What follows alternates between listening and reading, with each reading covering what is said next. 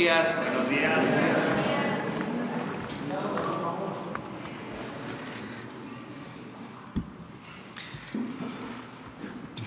Pues el día de hoy es muy importante para los mexicanos, es el nacimiento de el presidente que todavía gobierna con su ejemplo, Benito Juárez García, el mejor presidente que ha habido en la historia de nuestro país, un indígena zapoteco que demostró cómo debe ser un gobernante: honesto, austero, patriota. Por eso hoy vamos a su pueblo, hoy vamos a estar en Guelatao, vamos a conmemorar este aniversario de su natalicio, y de esas casualidades de la vida, coincidencias extraordinarias, hoy comienza la primavera. Vamos a estar en Oaxaca el día de hoy. Al mismo tiempo, queremos informarles sobre la cancelación de la reforma educativa, porque ayer, en ejercicio de sus derechos, se manifestaron maestros y impidieron que se sesionara en la Cámara de Diputados y en la Cámara de Senadores. Me dirijo a todo el Magisterio Nacional, a todos los trabajadores de la educación, para que se deje de manifiesto con toda claridad que siempre hemos cumplido y vamos a seguir cumpliendo con nuestros compromisos, que somos consecuentes, no ahora, sino desde hace mucho tiempo, que luchamos por la justicia y por una auténtica democracia. Siempre dije que no estaba de acuerdo con la mal llamada reforma educativa. Lo dije antes que otros y defendí a los maestros cuando querían imponer esta mal llamada reforma educativa, cuando inclusive querían imponerla con violencia, con el uso de la fuerza. Estando en la oposición, convoqué a los ciudadanos a defender a los maestros en los momentos más difíciles de su lucha. En la campaña, en los debates, cuando quisieron arrinconarme, pensando que iba yo a titubear acerca de mis posturas, y me preguntaron si iba yo a cancelar la reforma educativa, contesté que sí, abiertamente. Ya siendo presidente electo, en una conferencia conjunta con el presidente Peña, reafirmé mi convicción de que había que cancelar la mal llamada reforma educativa. Ya como presidente constitucional di instrucciones para la elaboración de una iniciativa de reforma a la Constitución. se iniciaron foros, se consultó a maestros, a padres de familia, a profesionales, se consultó a todas las corrientes del Sindicato de Trabajadores de la Educación, a la CENTE, al CENTE, a todos, y se presentó esta reforma que abroga, cancela la mal llamada reforma educativa y hace una propuesta nueva, distinta, para hacer valer la educación pública, gratuita, de calidad, en todos los niveles escolares. De modo que considero que no hay razón, aunque existe el derecho libre a la manifestación, pero no hay argumentos para sostener de que estamos incumpliendo con nuestra palabra y con nuestro compromiso. No sé qué motiva este movimiento y quiero que se debata sobre este asunto de manera abierta al interior del movimiento magisterial, que lo hagan todos los trabajadores de la educación y de manera especial que se debata en el movimiento democrático magisterial para que se defina una postura con claridad, porque esto es algo parecido a lo que suele pasar, que grupos que en apariencia son radicales, sus actitudes demuestran más su adhesión al conservadurismo. Este es otro de los casos. Entonces, que se aclare, vamos al debate. Y decirles también a los que están tomando las instalaciones en el Congreso dos cosas. Primero, que estamos abiertos al diálogo, que tiene instrucciones para dialogar con ellos la secretaria de Gobernación y el secretario de Educación Pública. Desde ahora,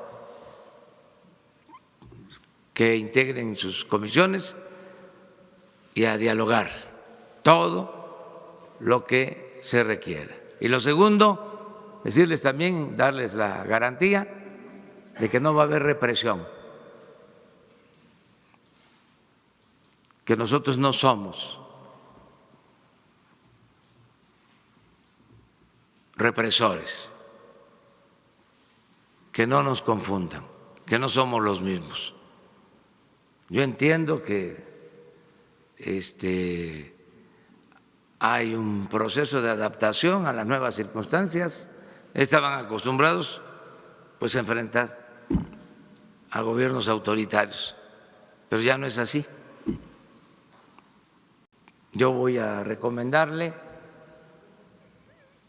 de manera muy respetuosa a los legisladores que si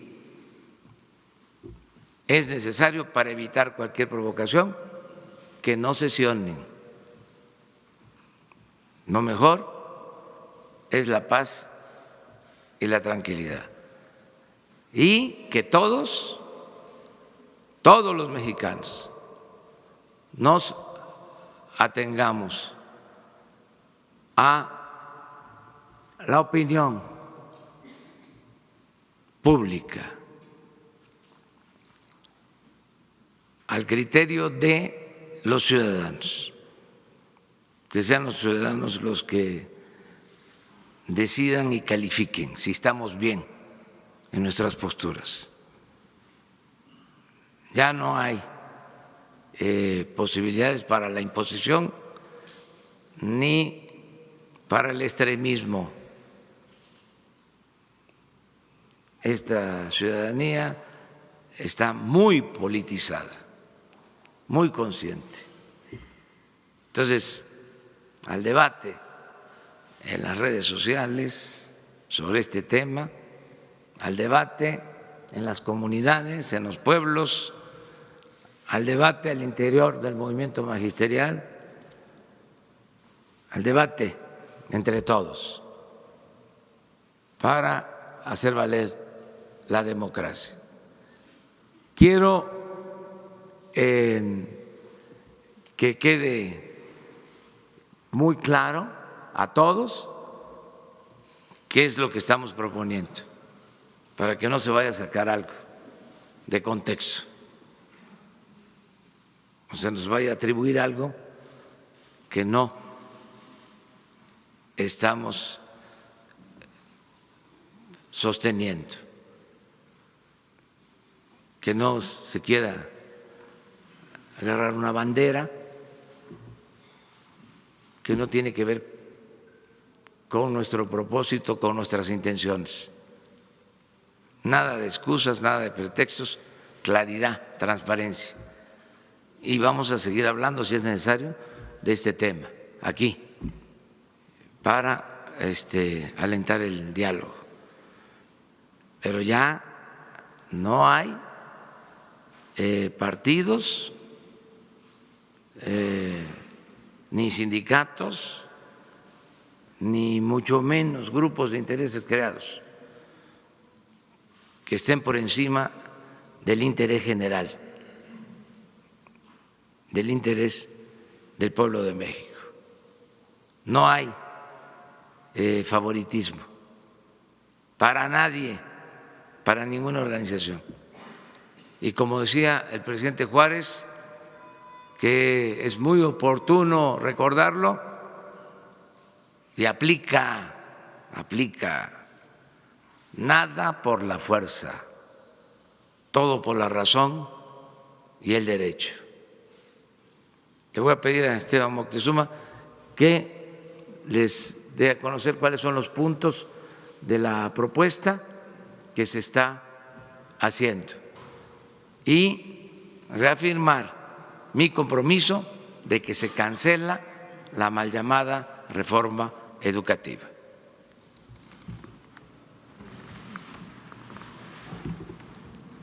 Muchísimas gracias, señor presidente.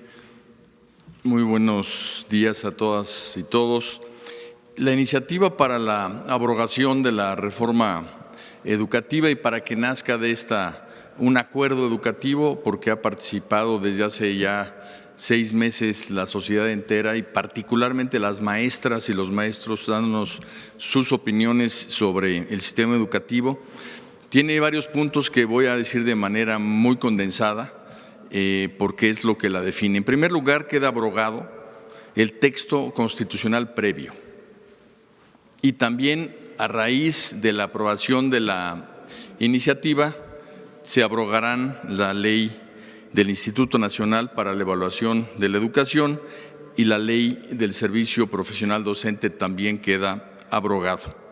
No habrá evaluaciones punitivas ni obligatorias, sino que habrá un nuevo derecho docente. Los maestros van a tener derecho a un sistema de formación y actualización que subrayo que es gratuito porque actualmente los cursos que toman los maestros se cobran. Este nuevo derecho va a hacer que los maestros mejoren su práctica docente y no habrá ninguna liga entre evaluación y permanencia en el empleo. Explícitamente en la iniciativa queda textualmente esto. Además está el compromiso del señor presidente de la reinstalación de los maestros cesados a raíz de la reforma educativa y la eliminación de las sanciones contrarias a derechos laborales. Al maestro se le da un papel muy importante en nuestro país, que es agente de la transformación social, con lo cual se revalora toda su función frente a la sociedad y con todo el sistema de formación tendremos mejores maestros. La buena noticia es que nuestras maestras y nuestros maestros quieren ser mejores. Y esto nos lleva a que en el texto venga la enseñanza-aprendizaje en el centro de todo el esfuerzo educativo, no las cargas administrativas que actualmente agobian al profesorado. Nos dicen las maestras y los maestros que gastan alrededor del 50% de su tiempo en llenar formatos y el otro 50% en atender a sus niñas y niños. Por eso es que vamos a hacer esta descarga administrativa. La promoción de los maestros estará asociada con conocimientos, aptitudes y experiencia, no con exámenes estandarizados. Los derechos laborales del magisterio están protegidos. Las opciones de mejora están precisamente señaladas en el artículo 3 y en lo que no se mejora se aplica el artículo 123 constitucional apartado B. Quiero hacer hincapié en que estos elementos de mejora, antes de la reforma educativa, por ejemplo, existía la carrera magisterial. Con la carrera magisterial, más de 500,000 maestros lograron subir el sueldo más de 40%. Esto quiere decir que tienen un tratamiento para profesionalizar su profesión, como es el caso de la carrera magisterial previa a la reforma educativa. Y ahora habrá una nueva carrera magisterial para la promoción. En el caso de la búsqueda de una educación de excelencia, esta se define como el mejoramiento integral que promueve el máximo logro de aprendizaje en el aula en beneficio tanto del alumno como de la comunidad. En el caso de las niñas, niños, adolescentes y jóvenes, estos van a estar al centro de la educación. Cabe destacar que es la primera vez que la palabra, el concepto joven, aparece en nuestra Constitución. La educación superior será obligatoria. También debo mencionar que se recupera la educación inicial. En la nueva currícula se impulsará un pensamiento crítico y se impulsarán valores cívicos. Regresa el civismo a la educación. Se crea un sistema nacional de mejora continua de la educación, en donde se va a analizar todo el sistema, pero en particular a las autoridades educativas para que cumplan con su obligación. Por primera vez, y esta es una demanda que recogimos de las maestras y los maestros en los foros en todos los estados, las familias y la comunidad se vuelven corresponsables de la educación, porque las maestras y los maestros requieren también de la participación de los padres de familia para lograr su tarea. La educación se define como equitativa. Este es un concepto central en la nueva iniciativa. Impulsará acciones que revertirán carencias alimentarias, de infraestructura y su mantenimiento en zonas de alta marginación y becas para favorecer la permanencia en la escuela. El Sistema Nacional de Mejora Continua de la Educación va a tener un consejo técnico integrado por maestras y maestros con experiencia frente a grupo y especialistas. Estas maestras y maestros serán personas que ya hayan vivido frente a grupo y que sean expertas en educación indígena, en educación especial, en educación multigrado, para que no solo se tenga el punto de vista de un especialista, sino fundamentalmente de alguien que haya vivido la educación. Se fortalece la convivencia, el aprecio y el respeto por la naturaleza, por la diversidad cultural y por la dignidad de la persona. Es una educación inclusiva, este es otro de los principios que se agregan, intercultural y plurilingüe, con respeto a los derechos de todos. Formará a los agentes de cambio que México necesita, fortaleciendo la educación normal. uno de los mayores esfuerzos que se van a hacer es precisamente tener una educación normal que realmente sea a la altura de los retos de nuestra educación pública. Va a haber algo que es muy importante y que rompe totalmente con la reforma educativa previa. Una educación para las diferentes realidades de México, una educación pertinente con contenidos y políticas por regiones. Y vamos a invitar a los actores sociales a participar en estas tareas para que las regiones tengan expresada también en la educación pública su propia cultura y valores. Los adultos mayores tendrán garantizada la posibilidad de ingreso a las instituciones educativas en sus distintos tipos y modalidades para aprender a lo largo de la vida. No se trata de que una persona que no aprendió y que ya es adulto tenga cerradas las escuelas. Van a poder participar para precisamente seguir o empezar a estudiar. Los planes y programas de estudio van a tener perspectiva de género. Y una cosa muy importante, van a estar centradas en ciencias y en humanidades. Esto es una definición muy importante, revivir las humanidades, y por ello habrá historia, geografía, civismo, filosofía, tecnología, innovación, lenguas indígenas, lenguas extranjeras, artes como la música, educación física, deporte, promoción de estilos de vida saludables, literacidad, cuidado del medio ambiente y cultura de paz. Toda la educación va a estar garantizando que nuestros niñas, niños y jóvenes sean personas que sepan defender los derechos humanos, que conozcan lo que es la igualdad sustantiva, la cultura de paz, la honestidad. Va a haber un especial énfasis en la honestidad, en los valores y en estar siempre en una mejora continua. Contribuirá a la mejor convivencia humana, al respeto por la diversidad cultural y por la naturaleza. Será una educación inclusiva y se va a garantizar la educación especial para las personas con discapacidad. Se respeta y promueve la autonomía universitaria y el Sistema Nacional de Mejora Continua también tendrá un Consejo Ciudadano que le ayude con su criterio a tomar las mejores decisiones. Habrá cada vez mayor oportunidad de acceso a la educación superior hasta lograr cero rechazo, y educará no solo para el empleo, educará para la vida, no solo para capacidades cognitivas, sino también, además de ellas, capacidades socioemocionales y valores cívicos. En muy apretado resumen, señor presidente, esto es lo que contiene la iniciativa que en las comisiones de la Cámara de Diputados está por discutirse para abrogar la reforma educativa y hacer una nueva educación pública, porque lo mejor de la educación pública está por venir. Pues eso es básicamente lo que queríamos informar y abrimos la sesión.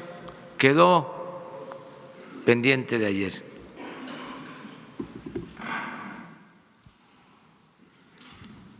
Gracias. Buenos días, señor presidente. Buenos días, secretaria, secretario. Alejandro Lelo de la Red Diario Basta, Tabasco. Y preguntarle, presidente, en el Senado ya se va a empezar a discutir el tema de la revocación de mandato. Los escenarios de la oposición, sobre todo el más importante, es que si usted va en la boleta en el 2021, en la elección intermedia, arrasaría incluso las 17 gubernaturas. Y esto llevaría prácticamente, son los escenarios que ellos tienen, incluso gente de Morena, a la aniquilación electoral del pluripartidismo, y quizás estaríamos pasando nuevamente a una hegemonía de un partido político. La cuarta transformación requiere de la hegemonía de un partido político para consolidarse. Si me permite, ahorita le haría una siguiente pregunta, presidente. Miren, la democracia son los ciudadanos los que deciden y no hay que tenerle miedo al pueblo. no ver al pueblo como menor de edad. ¿Por qué la tutela? El ciudadano en México en los tiempos actuales es muy consciente. Creo que lo más importante de nuestro tiempo es esa politización de los ciudadanos, la fuerza de la opinión pública. Esto se usaba mucho durante la época de la Reforma y de la República restaurada, como parte del movimiento liberal. A Santana lo terminó venciendo no el ejército liberal, sino lo terminó venciendo la fuerza de la opinión pública, porque ya la gente estaba harta de este caudillo, que fue 11 veces presidente de México y engañó una y otra vez hasta que la gente dijo se acabó. Y se tuvo que ir, luego regresó ya grande, pero sin tener ninguna fuerza. Todavía cuando la intervención francesa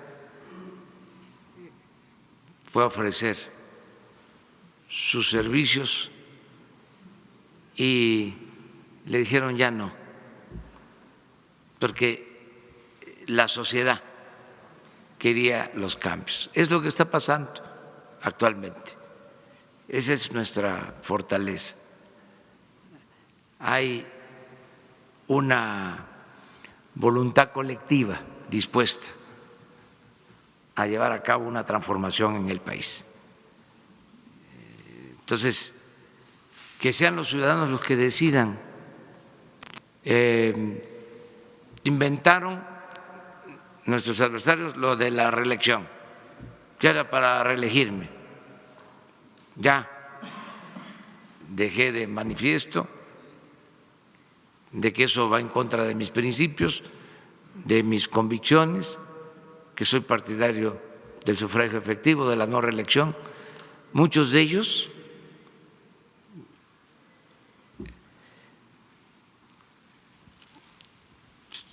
aprobaron la reelección en los últimos tiempos para diputados y para otros cargos. Y ahora sacan la bandera de la no reelección. Hay mucha hipocresía en todo esto. Por eso digo que la verdadera doctrina de los conservadores es la hipocresía.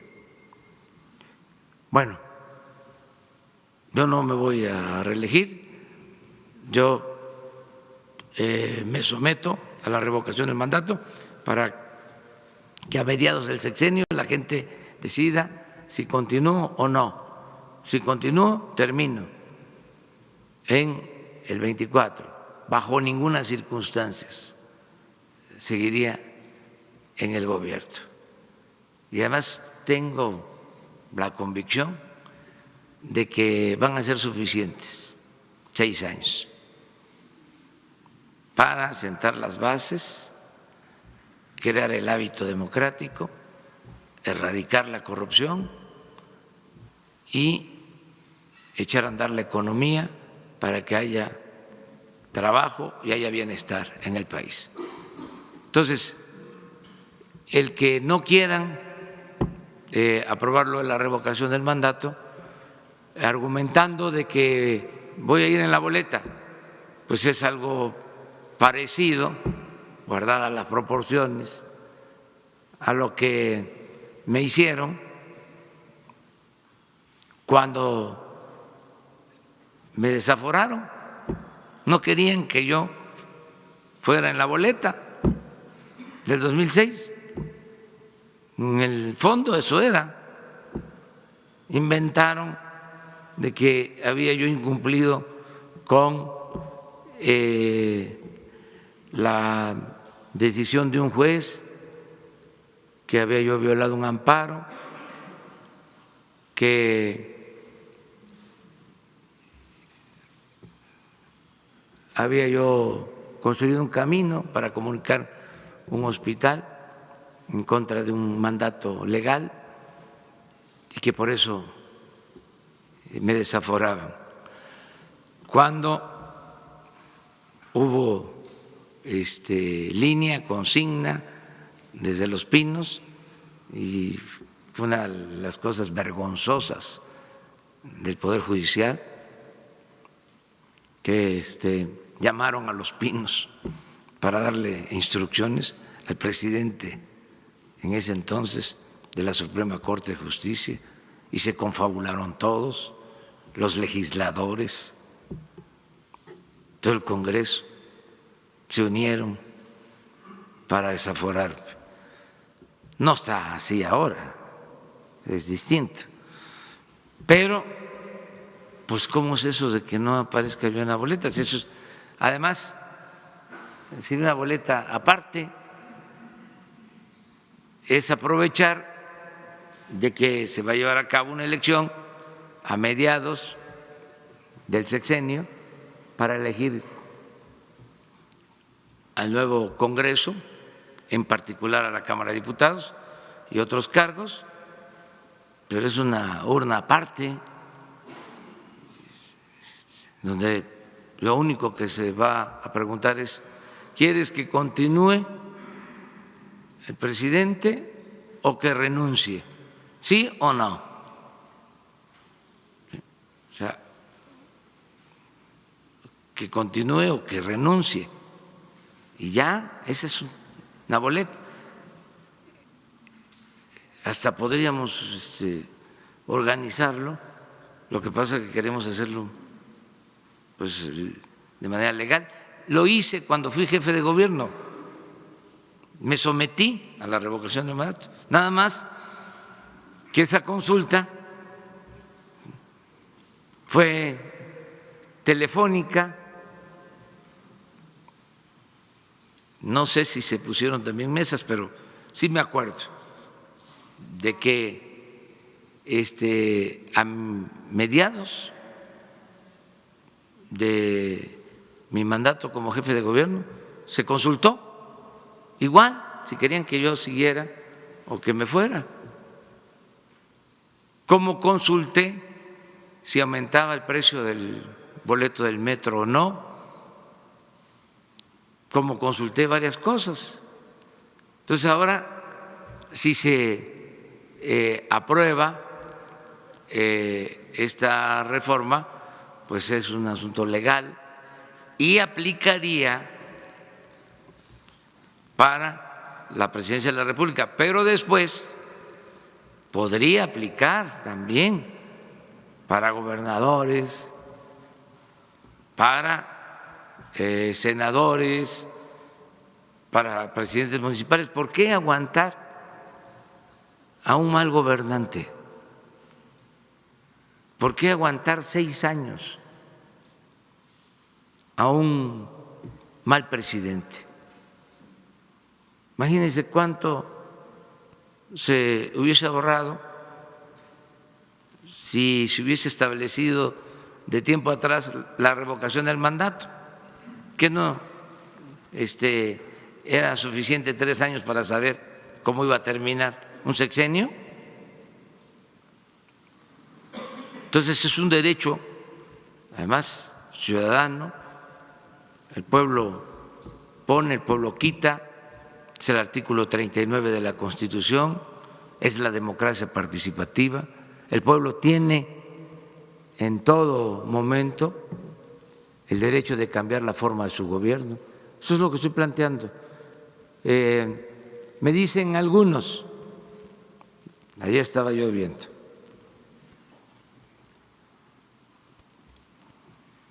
que si era necesario suscribir el compromiso. Pues sí, aunque esté en la Constitución, aunque tengo principios, tengo ideales, para que no haya excusas, pretextos. Es lo mismo. Ahora, si no informamos, pueden salir a decir, es que se incumple con el compromiso, no se abroga la reforma educativa.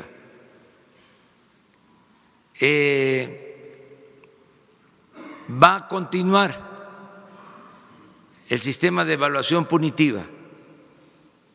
No, no va a continuar. Miren, de todos los puntos que planteó Esteban, hay uno importantísimo, el de la gratuidad y de que la educación superior sea obligatoria. Esta es una gran reforma, porque todo el proceso en contra de la educación pública, gratuita y de calidad comenzó. Volvemos a lo mismo. Con Salinas, siendo Zedillo secretario de Educación, se reformó el artículo 3 para que la educación fuese obligatoria, gratuita, solo en el nivel básico. Es decir, primaria, secundaria. Y se empezó a poner al mercado la educación en el nivel medio superior y en el nivel superior. Desde entonces, ahora es educación gratuita, obligatoria, lo que significa que la educación no es un privilegio, es un derecho del pueblo y que el Estado tiene que garantizar la educación a todos los mexicanos. Eso está en esta reforma. O sea, es regresar a lo que se establecía en la letra y en el espíritu de la Constitución antes de esa modificación que se hizo al artículo 3 durante el gobierno de Salinas.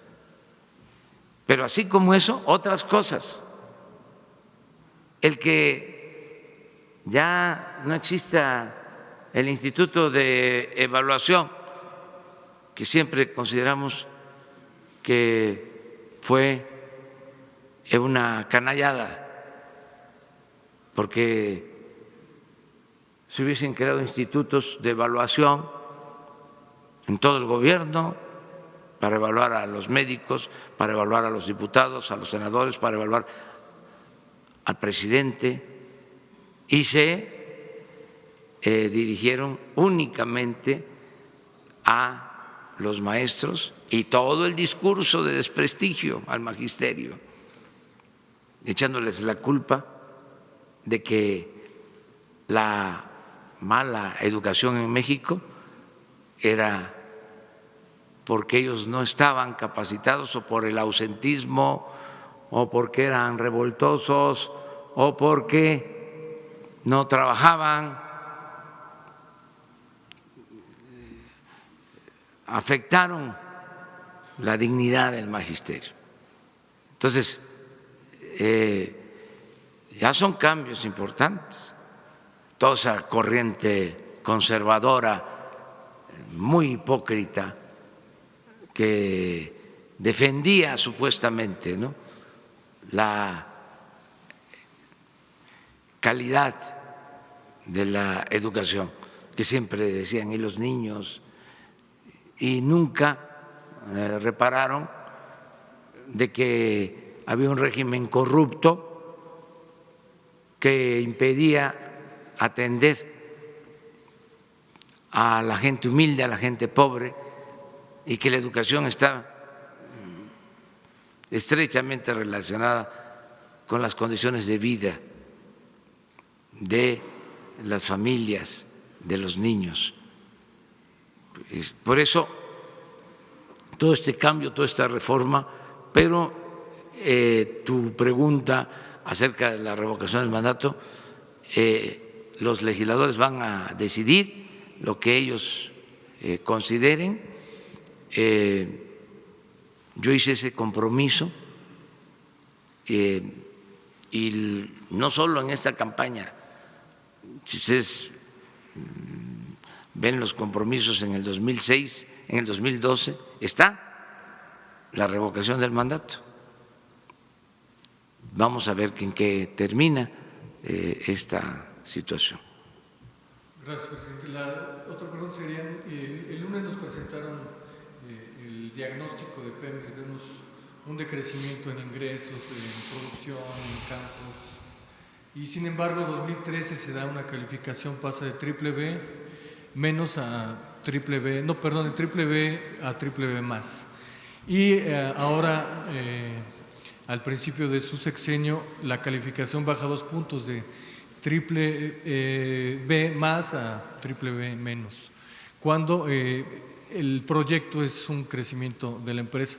El punto aquí quizás más interesante y relevante es que la deuda también en ese periodo aumentó y ahora no se contrata deuda. ¿Será que las calificadoras, así que califican mal por no contratar deuda? ¿Hay alguna relación con eso? Esa sería la pregunta concreta. Y ya nada más, para tener, presidente, aprovechando el día, ¿usted considera que el presidente Benito Juárez cometió errores y cuáles serían estos? Gracias, presidente.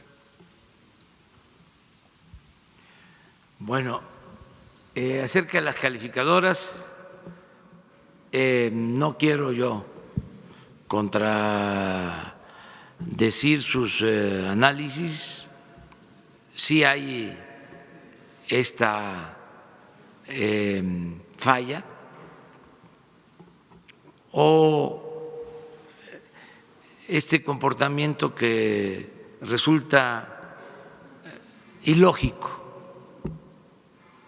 Puede tener una explicación, puede ser que ellos consideren otros factores, no solo el del aumento de deuda o el de producción o el que tiene que ver con los precios del petróleo. O sea, como se hace en estos casos, son una serie de indicadores, ¿no? Pero sí es muy extraño, sería bueno, sano, no es reproche, que explicaran, o sea, por qué cuando no se invirtió en Pemex nada, cuando se paró Pemex en los últimos 3 años de la pasada administración y creció tanto la deuda, calificaron como muy bien el desempeño de la empresa. Y como ahora que estamos incrementando la inversión, que se van a explotar 20 campos nuevos, que no hemos solicitado deuda, se califica en riesgo a Pemex. Yo creo que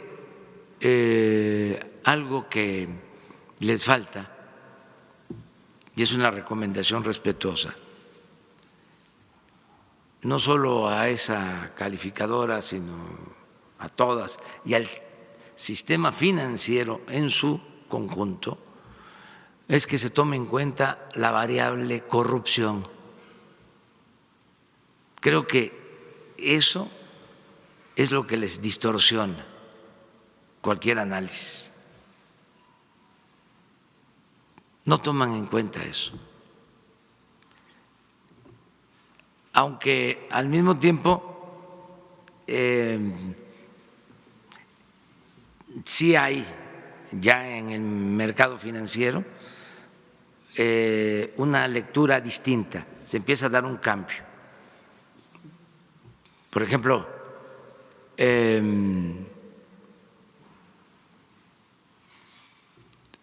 cae la calificación en Pemex, pero se fortalece el peso.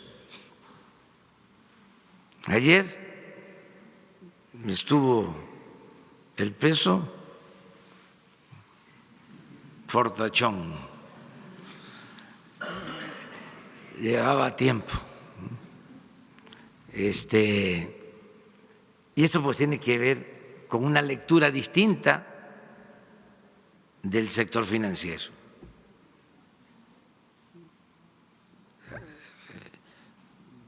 También tiene que ver de cómo están viendo lo de corrupción. Yo atribuyo mucho la confianza a México por esta campaña que hemos emprendido en contra de la corrupción. Porque hay inversionistas, hay empresarios nacionales y sobre todo en el extranjero que traían esa preocupación, al grado de que ya en los acuerdos internacionales ya se incluía el compromiso de gobiernos de acabar con la corrupción,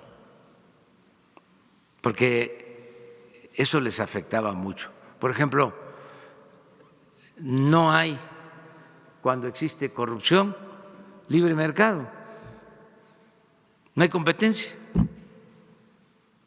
se monopoliza todo. ¿Y cuál es una de las condiciones básicas del modelo neoliberal? La competencia. Pero eso se anulaba con la corrupción, porque se sabía de antemano quién iba a ganar un contrato, o unas cuantas empresas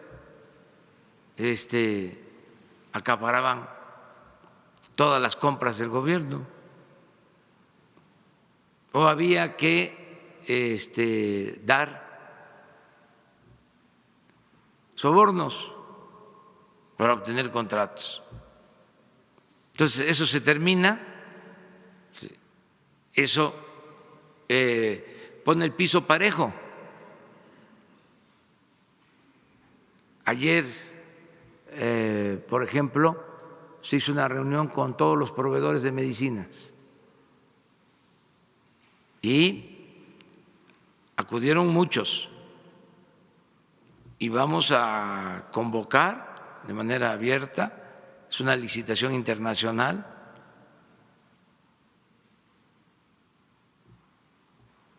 y que no haya preferidos.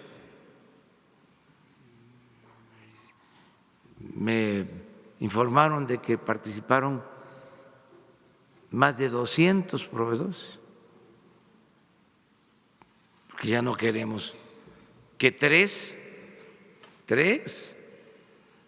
vendan el 70%. ¿Y esas sí van a participar en las licitaciones, esas tres? Esas hasta que se aclare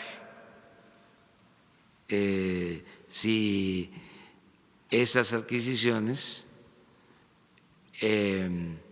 fueron legales, si no hubo corrupción, si no hubo influyentismo, que sería inmoral. O sea, decir, a ver, no pasó nada. Además es violatorio de la Constitución, del artículo 28. No pueden haber monopolios. Entonces, son cambios que se están dando. Muy bien. Que le decía del presidente Benito Juárez, si usted cree que cometió errores, ¿y cuáles serían? Gracias, presidente. Todos los seres humanos cometen errores, pero fueron muchísimos más sus aciertos, muchísimos más. su honestidad, su perseverancia, su apego a los principios, su estoicismo, es decir, el padecer de sufrimientos. Imagínense lo que es que se van a su esposa, a sus hijos al extranjero porque corrían riesgos, y allá en el extranjero se mueren sus hijos y él está acá en la lucha y solo escribe para decir que le dolía mucho. Y el patriotismo, la fe inquebrantable en la causa que defendía. Gente muy cercana a él, de principios, con convicciones, no aguantaron. Cuando parecía que todo estaba perdido, le recomendaban de que negociara, de que era lo mejor. No lo estaban haciendo moderados, sino los radicales del movimiento liberal. Y él dijo, no, nunca. Entonces, muchísimas virtudes y el mensaje de que se respetara nuestra soberanía, que México restaurara su república, una cosa grande. Una vez comenté que fue tan grande la fama, la gloria del presidente Juárez, que se le admiraba en el extranjero.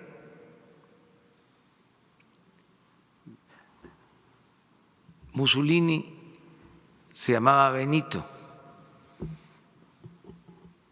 porque su papá admiraba a Juárez. Por eso le pusieron a Mussolini Benito.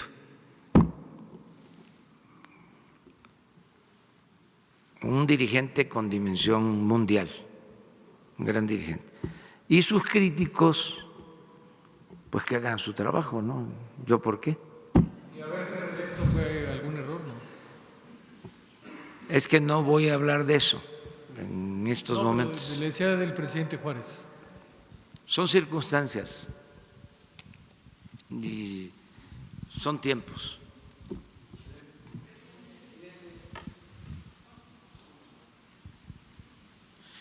Buenos días, presidente, secretario. Enrique Legorreta, de Quinto Poder.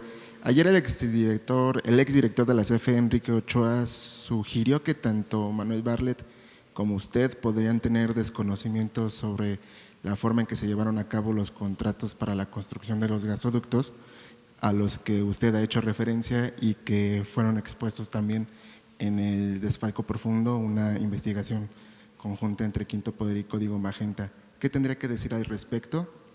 También el ahora diputado negó que la CFE esté en quiebra e incluso dijo que dejó ganancias durante su último año de gestión en el 2016. ¿Coincide con todo lo que está diciendo y con lo que están encontrando ustedes en la administración? Muchas gracias. No, no coincido con él. Respeto su punto de vista, pero no lo comparto. Fue desastroso lo que hicieron en los contratos para la construcción de los gasoductos. Son contratos leoninos.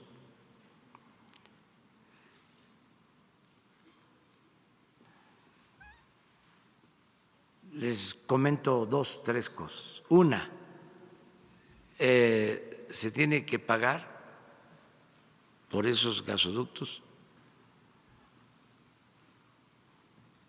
hasta 8 veces más lo contratado. Es decir, si el gasoducto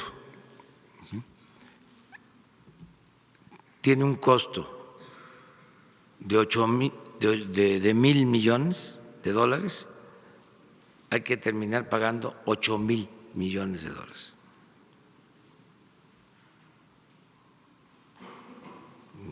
De manera inexplicable, porque no solo es la construcción, sino el sistema de financiamiento.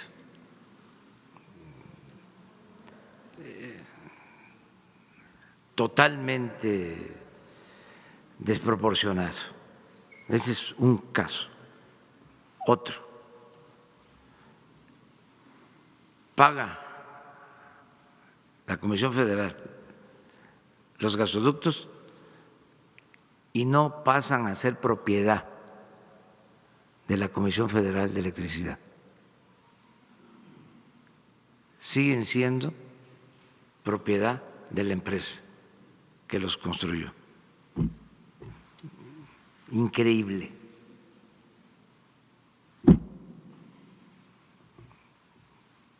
Y tres, si por alguna razón, como sucede, se detiene la construcción, la Comisión Federal de Electricidad tiene que pagar multas a la empresa. Yo espero que se llegue a un acuerdo, porque es muy oneroso. Les voy a dejar un documento, parece como si nos hubiésemos puesto de acuerdo, porque ayer precisamente tuve una reunión de trabajo con el director de la Comisión Federal de Electricidad y vimos el tema y le pedí unas notas sobre este caso y me las entregó. Hoy en la mañana me llegaron muy temprano y se las voy a dar a conocer, las voy a compartir con ustedes. Quiero aclarar que no buscamos afectar a las empresas, que queremos que se llegue a un acuerdo, que busquemos una salida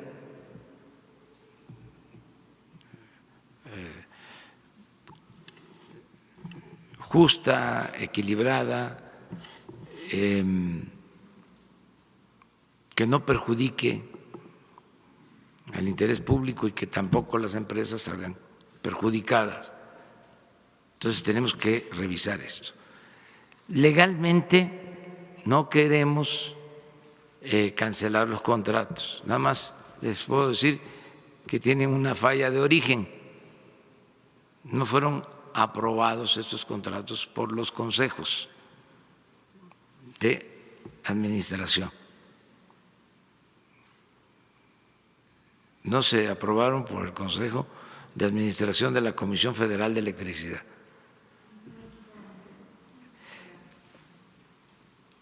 Es un asunto de interpretación jurídica, pero no estamos en ese terreno. Lo que queremos es, a ver, vamos a sentarnos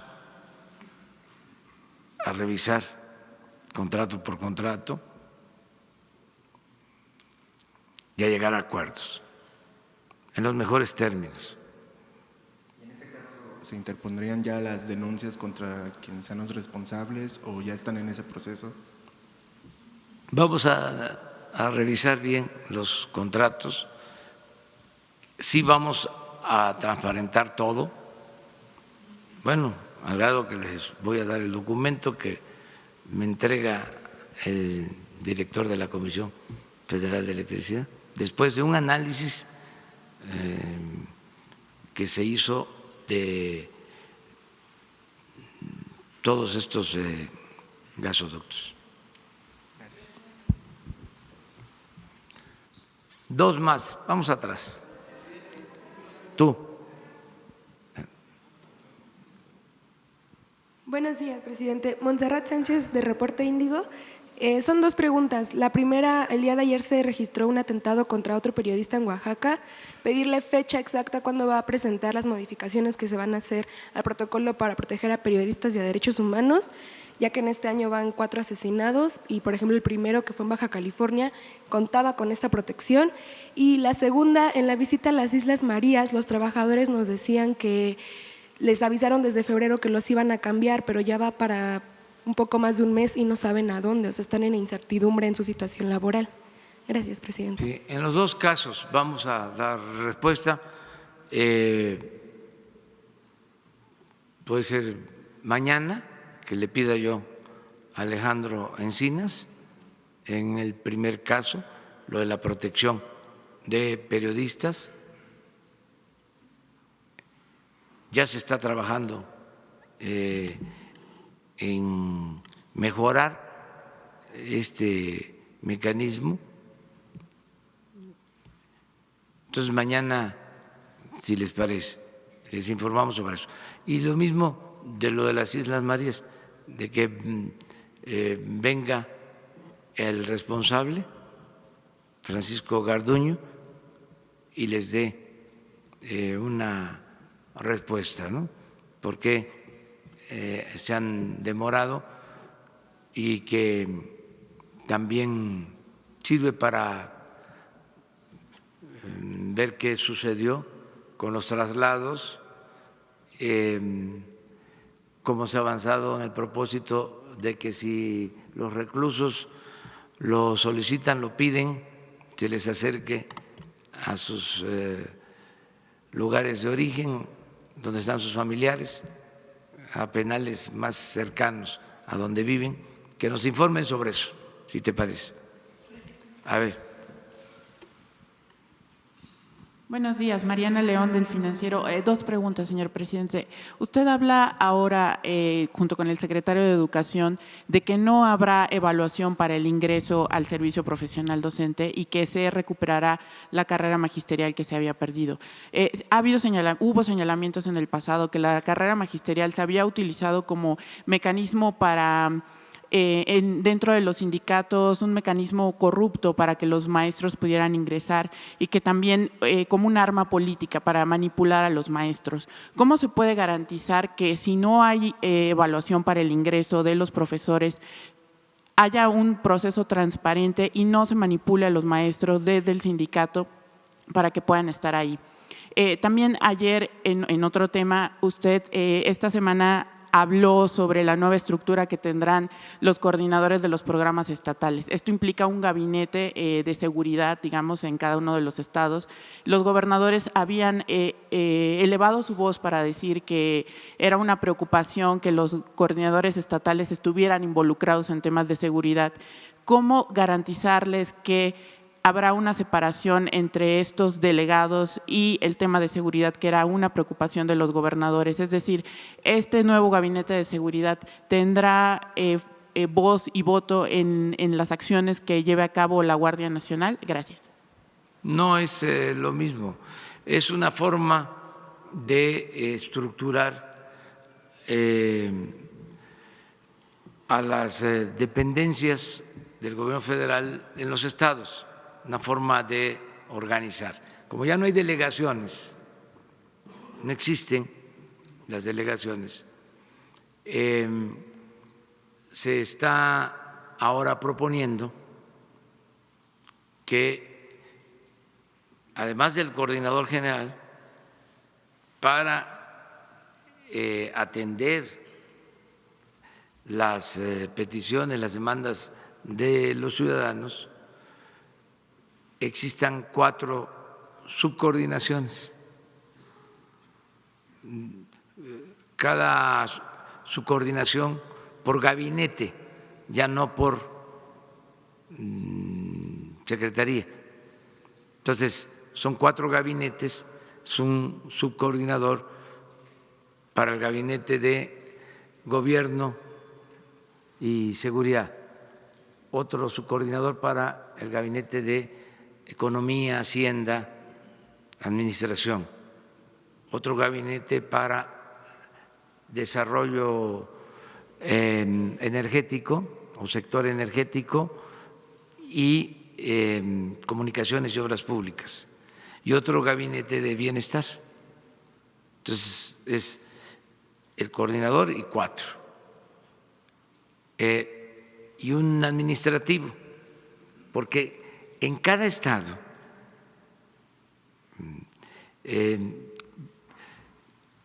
habían y van a quedar la mayoría de los trabajadores de base, de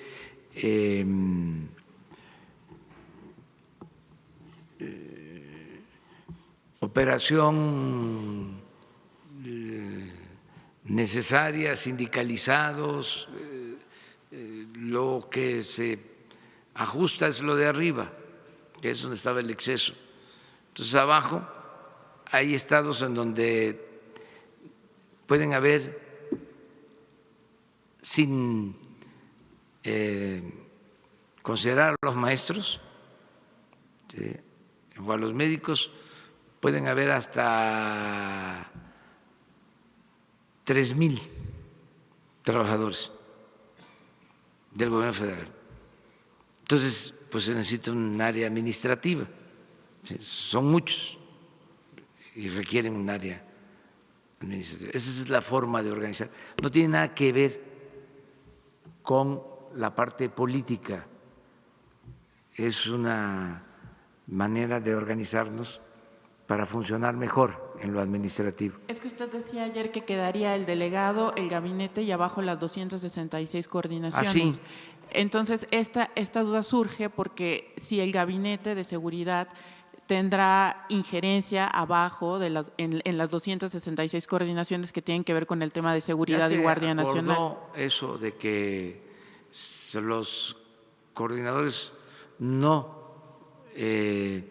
son los que deciden en cuanto al tema de seguridad pública. Desde que hubo una inconformidad de los gobernadores, se llegó a ese acuerdo. Y en el tema de los maestros que le preguntaba, ¿cómo garantizar realmente que si no hay un examen para el ingreso de los maestros y se recupera la carrera magisterial, no se caigan estas prácticas que pasaron durante muchos años de manipulación de los maestros? No va a haber corrupción, sencillamente. O sea, no se va a permitir la corrupción en nada. No hay influyentismo. Entonces, lo de las evaluaciones se elimina y se busca un sistema de participación conjunta entre maestros, padres de familia, para resolver, sin que haya influyentismo, sin que haya recomendados, sin que se vendan las plazas, nada de eso, absolutamente. Yo creo que ya Esteban tiene una forma, ¿no?, para atender esto. Presidente, ¿y usted se va a reunir con los maestros de la coordinadora? Porque ellos habían solicitado ayer justo al secretario Moctezuma que se reuniera con ellos. Pues yo voy a Guelatao y sí creo que tanto la secretaria de Gobernación como el secretario de Educación los van a atender bien, los van a escuchar y se puede resolver el problema.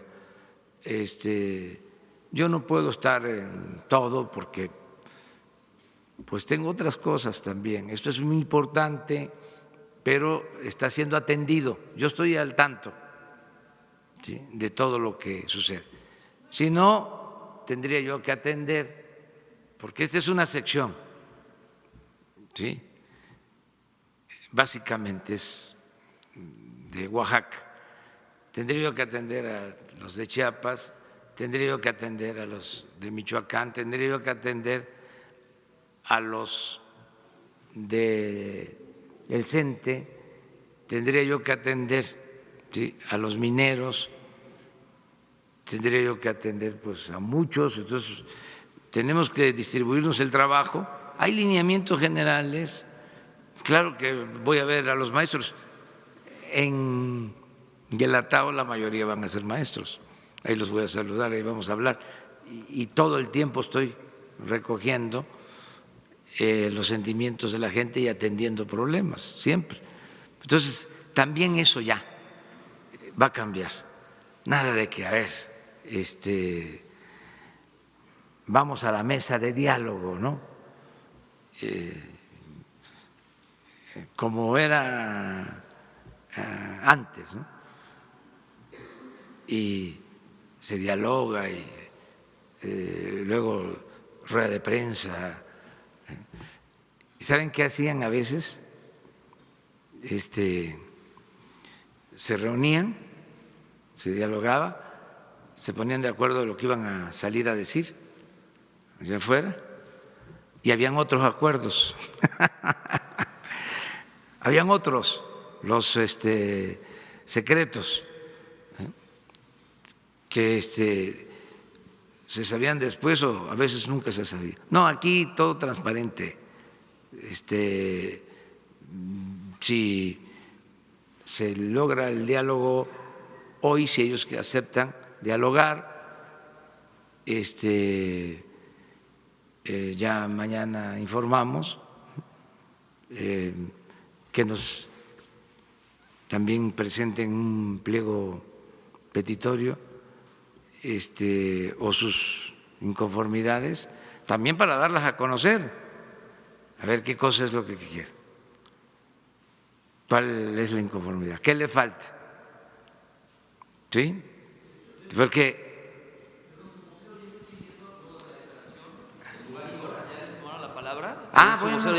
qué bueno, ya, a las 10 de la mañana, no en Gobernación, eso está muy feo. Como decía don Fidel Velázquez, no voy a Gobernación porque ahí nada más regañan. No, la Secretaría de Educación Pública, ahí, ¿te parece? Claro que sí, señor. A las 10 de la mañana, ahí, hoy, ahora, ya saliendo de aquí, ya nos vamos ahí. A las 10 de la mañana estaría Esteban ahí, los espera, y va a estar la secretaria de Gobernación. Oiga, ya no regañan en Gobernación, ya es la Secretaría para la Defensa de los Derechos Humanos, ya cambió completamente, ese es otro cambio, pero que ya no se esté visitando Gobernación, ya hay que cambiar todo completamente. En este caso, educación pública corresponde y ahí que se dé el diálogo. Pero, sí, perdón. Sí, muy brevemente, qué bueno que hiciste esa pregunta. Lo que literalmente dice la propuesta es que la admisión, promoción y reconocimiento del personal que ejerza la función docente, directiva o de supervisión se realizará a través de procesos de selección a los que concurran los aspirantes en igualdad de condiciones, los cuales serán públicos, transparentes, equitativos e imparciales y considerarán conocimientos, aptitudes y experiencia necesarios para el aprendizaje y el desarrollo integral de los educandos. O sea, al centro está el aprendizaje de los educandos y en función de eso se hace este proceso. Ahora, este proceso, curiosamente, también está de manera sugerida en el apartado B del 123, cuando dice que la designación del personal se hará mediante sistemas que permitan apreciar los conocimientos y aptitudes. Entonces, es algo que está totalmente en línea con los derechos laborales, pero sobre todo centrado en buscar el aprendizaje de los niños. En tu pregunta dices, entonces, el ingreso no se hará a través de exámenes. Los exámenes anteriores eran estandarizados y eran exámenes de conocimientos nada más y un maestro no podía mostrar lo bueno que era como maestro en un examen estandarizado. Por eso es que ahorita cambia radicalmente y considera aptitudes, considera experiencia, etcétera. Pero otra cosa más grave, no se aplicó en todos los casos la norma. Ya hemos informado que en varios estados hay mucha gente que tiene plaza y que ingresó sin examen a través de nóminas que estaban, digamos que ocultas. Y sobre carrera magisterial. No es que se vaya a regresar la carrera magisterial. La carrera magisterial funcionó muy bien durante los primeros años. Incluso la carrera magisterial al principio nació con exámenes voluntarios de los maestros. Los maestros que querían se examinaban y era la promoción de la carrera vía alrededor de 5 criterios diferentes. Esa carrera poco a poco, como tú dices, se fue cambiando y se fue degradando, pero duró 27 años, quiere decir que nació muy robusta. Al decir que va a haber una carrera magisterial, una carrera profesional del magisterio, etcétera, hablamos que sí va a haber un mecanismo de estímulo a los maestros para que se preparen, para que se capaciten y que en base en ello tengan promociones. Entonces no va a ser la carrera magisterial, va a ser una carrera del magisterio y no vamos a definirla en la SEP. La vamos a definir junto con los maestros, junto con las maestras, junto con los agentes de la educación, en mesas de trabajo que van a ayudarnos a hacer las leyes secundarias, tal y cual hicimos esta iniciativa con consultas muy amplias. Muy bien. Una más. A ver.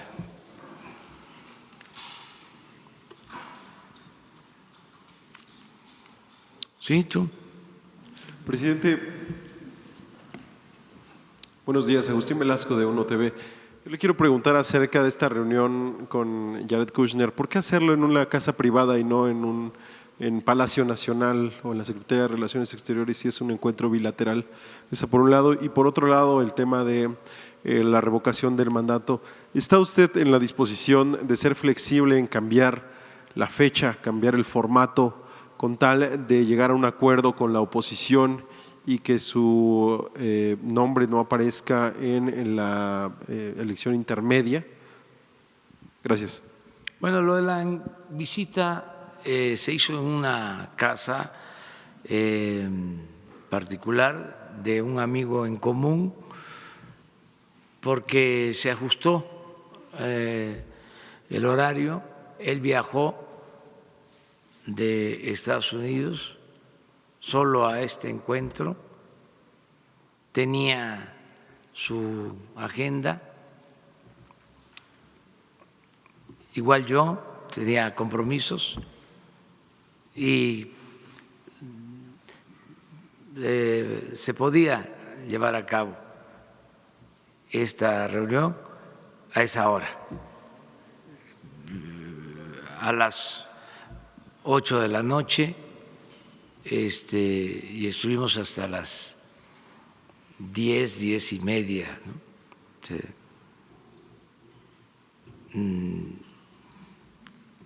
Ahora sí que muy tarde para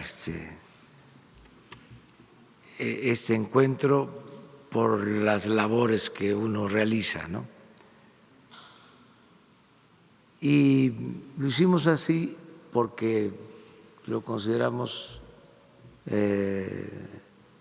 normal, ¿sí? Hacerlo en ese plan de amistad.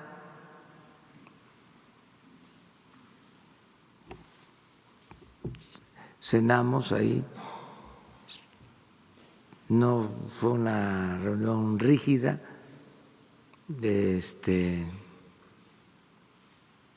acartonada,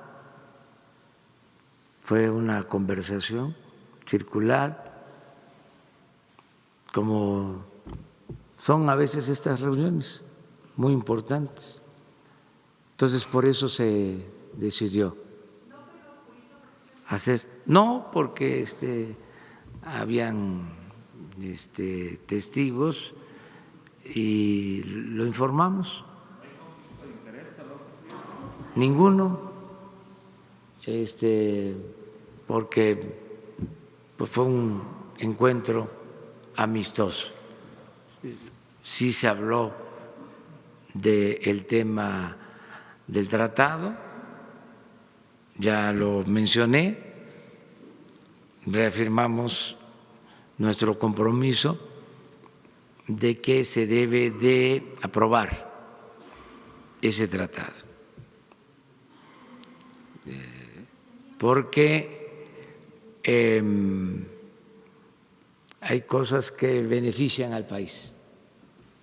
¿Pero por qué la residencia de un vicepresidente de una televisora? Porque pues así se dieron las circunstancias. A lo mejor en otra ocasión me voy a reunir con alguien en casa de un periodista amigo o en casa de un campesino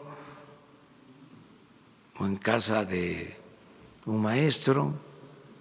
Así se dieron las cosas. Hay también la coincidencia de que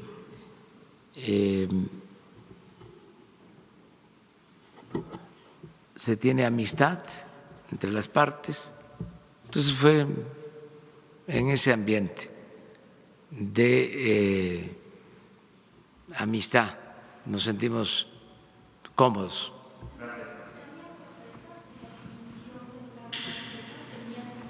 No, ya eso yo expresé aquí, me lo preguntaron y dije que yo no me oponía a eso. Y señor presidente, ¿por qué aceptó usted ir a casa de un particular siendo usted el presidente de México? Porque no se me quita nada.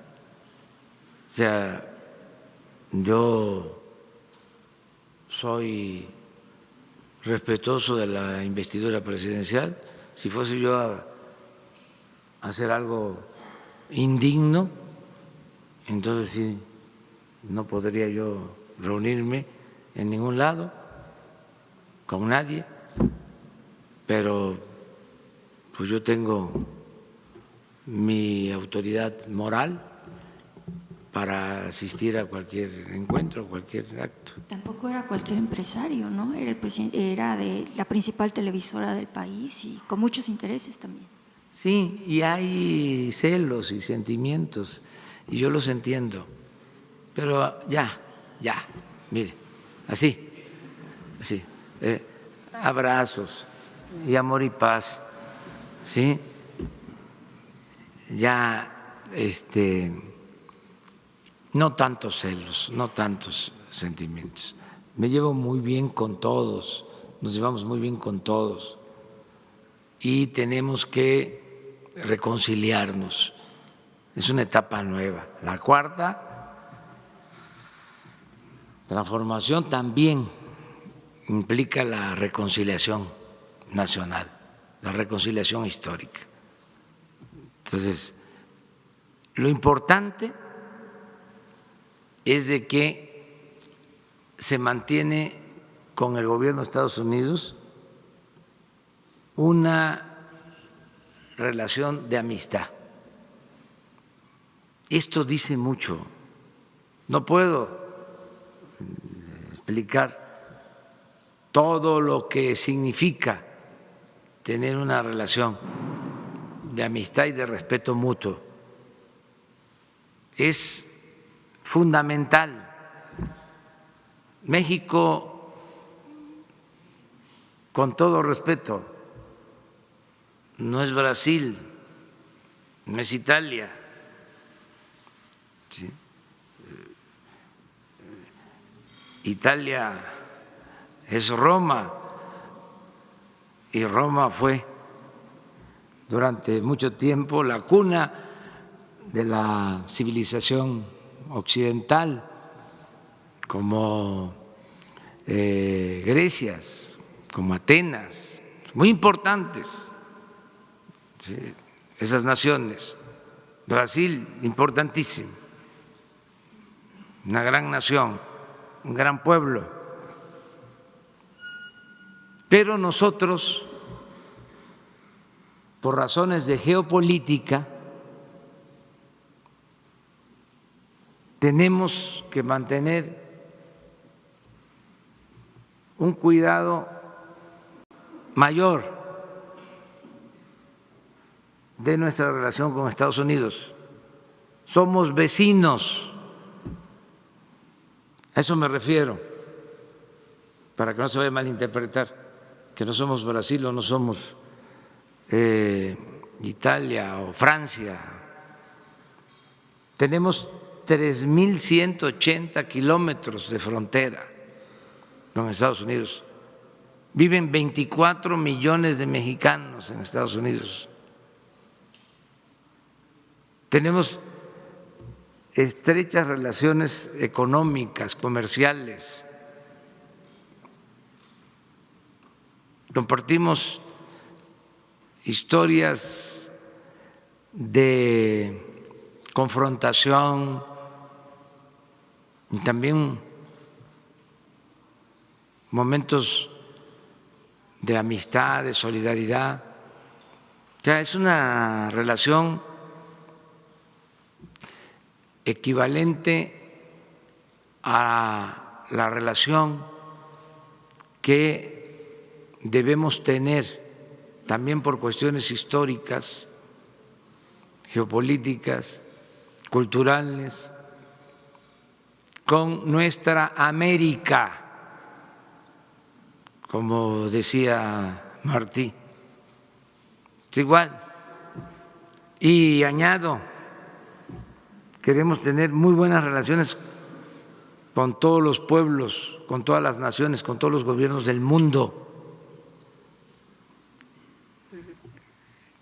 Entonces, por eso este encuentro y otros, y vamos a seguir dialogando, porque nos importa tener buenas relaciones con el gobierno de Estados Unidos, como tener buenas relaciones con todos los gobiernos. Y lo que buscamos es ver si se puede hacer el acuerdo bilateral de inversión para el empleo y el desarrollo del país. Yo pensaba que ya se había pasado esto. No, quedó. Pero bueno, ahí se va a ir aclarando. No, pero no fue así en oscurito, fue público. Creo que se les informó, ¿no? Bueno, cuando terminó el encuentro. Sí, es que si no, también, imagínense, se informa antes, o sea, no se podría haber llevado a cabo. Porque no fue del todo formal, no fue un encuentro acartonado, fue una plática, fue una conversación abierta. Eso fue.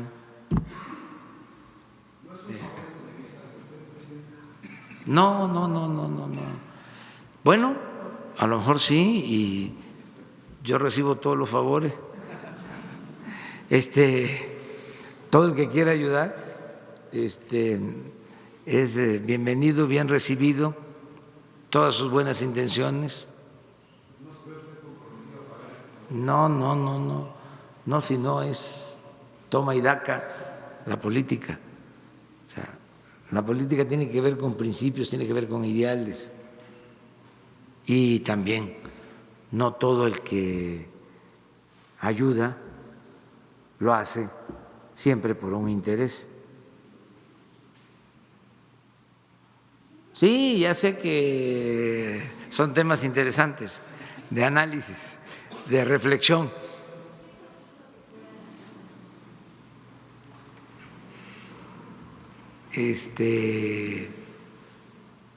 Conjuntamente.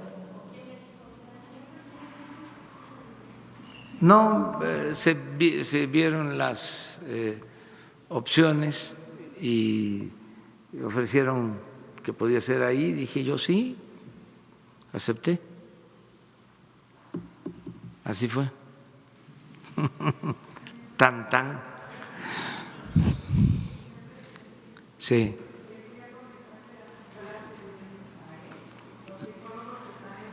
A frente de estas escuelas que están atendiendo a estos niños vulnerables de diferentes especialidades, no tienen, ¿cómo se llama? No tienen su plaza de psicólogo, sino tienen de maestro frente a grupo.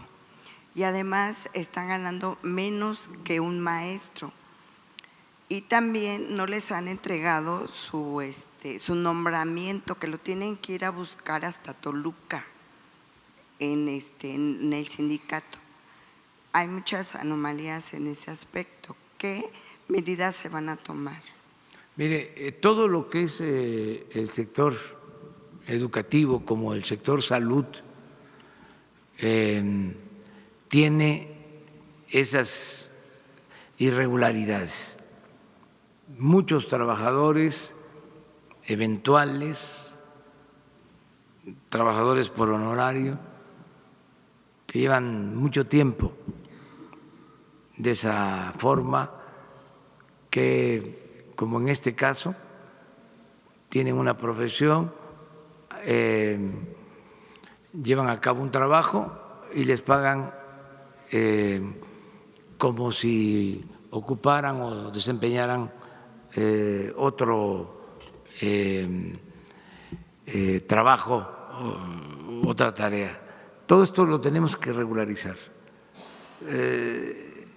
No va a ser fácil, y he venido diciendo de que no lo vamos a poder hacer de la noche a la mañana. Nada más en el sector salud son 80,000 trabajadores. Pero sí, el plan es regularizar a todos los trabajadores. O sea, para decirlo con toda claridad, como se entiende mejor, basificarlos, pero gradualmente. Entonces, estamos definiendo en el caso de salud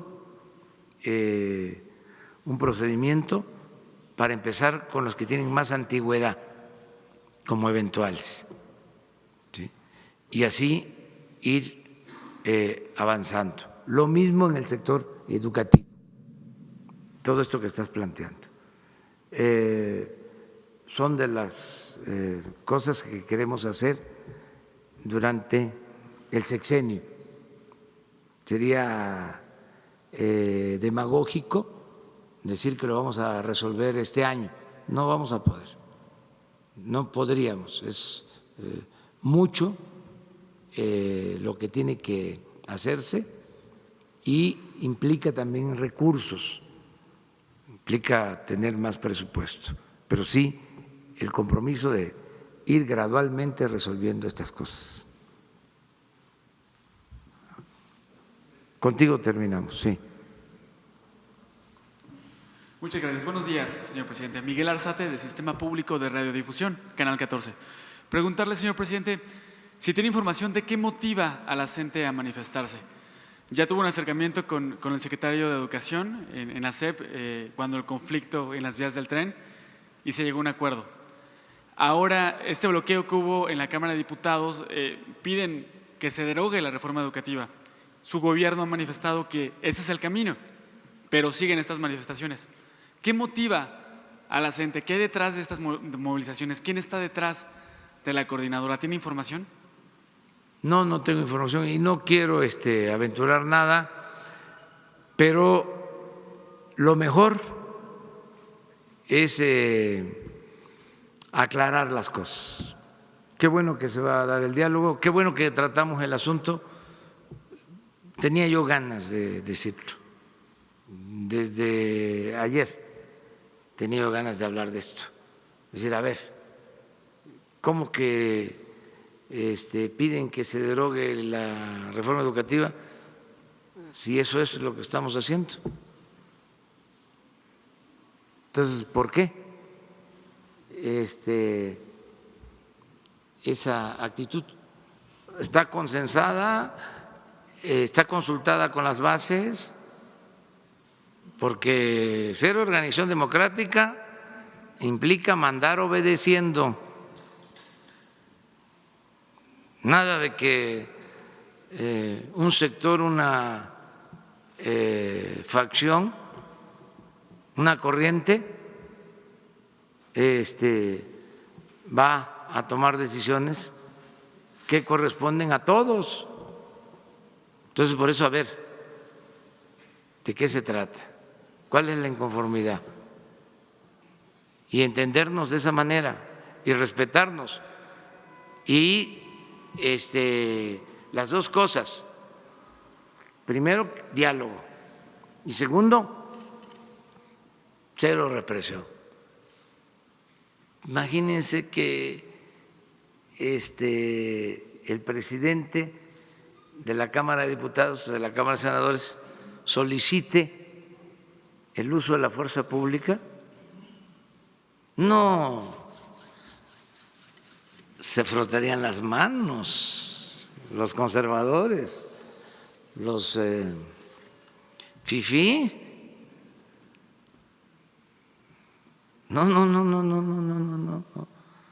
No somos iguales. No, si el problema lo van a tener. Ya no se puede ser rebelde sin causa. Ya no se permite eso. ¿Quién no lo permite? El pueblo de México. Ya no se puede. Los mismos diputados, los mismos senadores, los jueces, magistrados, ministros, nosotros los servidores públicos que tenemos que ver con el poder ejecutivo, ya no se puede hacer nada a capricho. Si no se argumentan las cosas, si no se tiene la razón, si no es una causa justa, ya lo ven a uno con malos ojos, los ciudadanos, la gente. Eso ya cambió completamente y hay que avisarles a muchos, hay que tocarles la puerta. Tum, tum, tum, tum, tum. Te vengo a avisar de que ya cambió la realidad social y política de México. Ya pégate tu sacudida, tu zarandeada. Ya, es esto otra cosa. Por eso ahorita que acordamos aquí, entre todos, que se propuso, ¿dónde? Gobernación. No, ¿qué gobernación? Educación pública. Cambio completo en todo. Y yo espero que esto mejore y todos van a ayudar, todos. Y los maestros son muy conscientes. Y puede ser que sea desinformación, que les haga falta que se les explique más, o desconfianza, porque también son muchos años de engaños, de mentiras. A lo mejor están pensando, van a presentar la iniciativa, pero allá adentro va a haber traición y no van a aprobar lo que queremos. Pueden estar pensando eso. Hoy en la mañana, cuando me informaron de que había la posibilidad, que habían dicho algunos legisladores, de que una sede alterna, imagínense eso, fuese el centro bancario, ¿cómo se llama? Banamex. ¿Saben que ahí se hizo la reforma educativa? ¿Cómo nosotros vamos hacer esas cosas. No quieren dejar de sesionar. Mi opinión, o sea, claro que lo tiene que decidir el Poder Legislativo, que no se sesione, pero no vamos. Eso es una vergüenza, eso es indigno, y tienen que buscar la manera de que se sesione. Y quieren estar ahí un mes, pues ni modo. Pero yo no voy a ordenar el uso de la fuerza. Este no es un gobierno represor, y que cada quien asuma sus responsabilidades.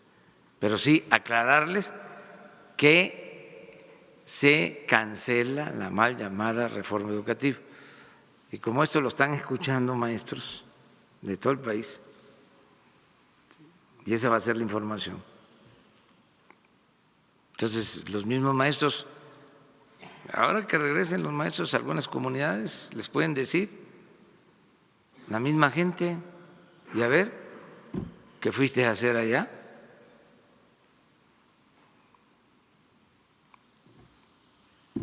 ¿Cuál es la causa? Porque las comunidades apoyaban a los maestros o apoyan en sus luchas,